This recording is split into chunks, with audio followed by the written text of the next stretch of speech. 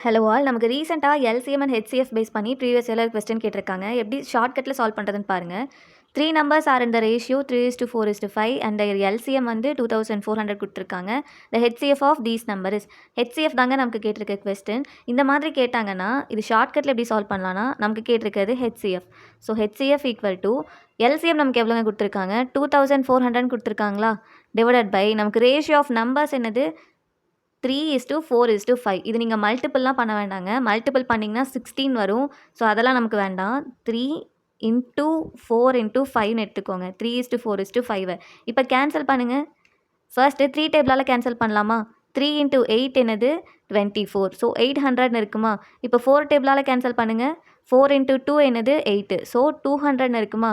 இப்போ 5ஆல் கேன்சல் பண்ணுங்கள். 5 × 4 என்னதுங்க 20. ஸோ ஹெச்சிஎஃப் நமக்கு என்ன வந்திருக்கு 14 வந்திருக்கா?